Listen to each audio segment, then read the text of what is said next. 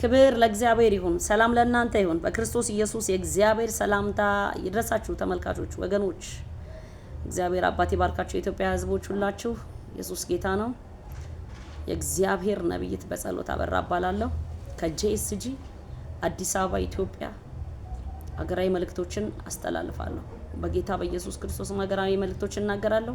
እግዚአብሔር እናንተ የምትሰሙበትን ወገኖቼ፣ ሰሚዎቼ፣ አድማጮቼ፣ ተመልካቾቼ የምትሰሙበትን ጥበብ፣ እውቀት፣ ማስተዋል እግዚአብሔር ይስጣችሁ። እኔም ደግሞ የምናገርበትን እውቀት፣ ማስተዋል የሰራ ጌታ እግዚአብሔር ይስጣኝ። አሜን። ሀገራዊ መልእክት 1 የቀይ ሽንኩርት መወደድ። ካሉት አትክልቶች፣ ፍራፍሬዎች እጅግ ዋጋው የቀይ ሽንኩርት ዋጋ በጣም ሲጨምር በጣም ሲንር ነው ማየው። አሁን ካለው እጅግ በጣም በቃ ከምንጠብቁት በላይ ሲሆን አይቻለሁ።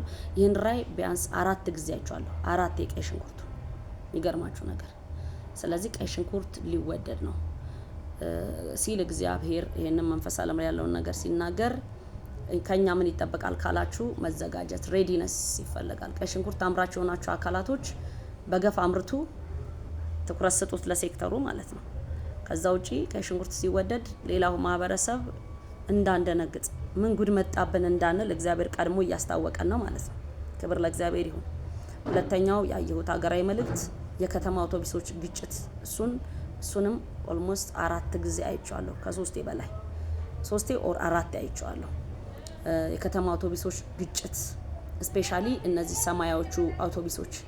ስለዚህ በጣም እንጸልይ፣ ሀገራዊ ዘን እንዳይሆንብን እንጸልይ በእግዚአብሔር ፊት።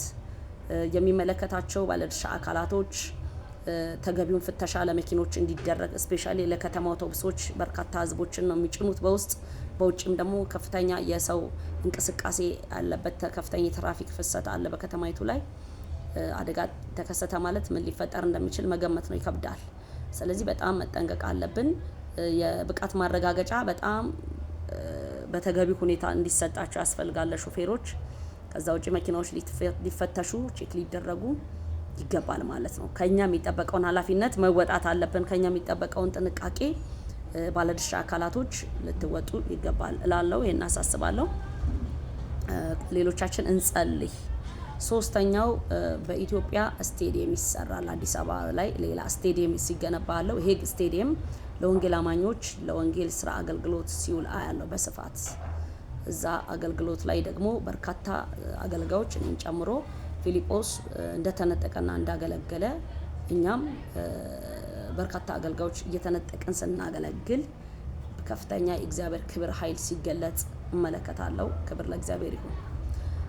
አራተኛው ፖይንት በኢትዮጵያ የእግር መተጣጠብ ባህል ሲሆን እመለከታለሁ። ባህል ሆኖ ሰው በቤቱ ብቻ ሳይሆን በውጪ ላይ እግሩን ሲተጣጠብ አያለው እና አንዴ ነው በቃ ከ9 ሰዓት ጀምሮ ብዙ ሰዎች ስፔሻሊ ከ9 ሰዓት ጀምሮ ነው ከሰዓት በኋላ የሚተጣጠቡት። በተመሳሳይ ሰዓት ጀምረው ነው ከሰዓት ያለውን ፓርት ክፍል የጊዜ ሰዓት የሚጠቀሙበት ማለት ነው። የጊዜው የከሰዓቱን ክፍለ ጊዜ ማለት ነው። እና ይሄን ደግሞ የሚያስተባብሩ የስፖርት ልብስ የለበሱ ወጣቶች አያለው። እነዛ ወጣቶች ከደቡብ የመጡ ወጣቶች ናቸው። ከደቡብ የተነሱ ወንድሞች ናቸው የሚያስተባብሩት። መታጠቢያ እንደገና ውሃ፣ ሳሙና ይዘው ነው የሚንቀሳቀሱት። ለሰዎች ይሰጧቸዋል በገፍ በየከተማው በከተማይቱ የተለያዩ ፓርት አካባቢ ላይ ተሰማርተው ከዛ በኋላ ከጎኑ ያለውን ሰው ማንም ሰው ካፌ ይሁን ገበያ ይሁን መንገድ ላይም ከጎኑ ያለውን ሰው ያጥባል ማለት ነው። ያኛውም እግሩን ያጥባል፣ ይተጣጠባሉ። በዚህም በጣም ደስታ ሲሰማው ህዝቡ የአብሮነት፣ የትብብር፣ የፍቅር መንፈስ በፊታቸው ላይ ገጽታቸው ላይ ህዝቡ ላይ ይታያል፣ ይነበባል። በብዙ ደስታ ሲተገብሩት አያለው። ይህ ራእይ የማን ራእይ ነው ብዬ ስጠይቅ የሐዋርያው ዘላለምና የሐዋርያው ዳንኤል ራእይ እንደሆነ እግዚአብሔር እዛው ጋር ይነግረኛል።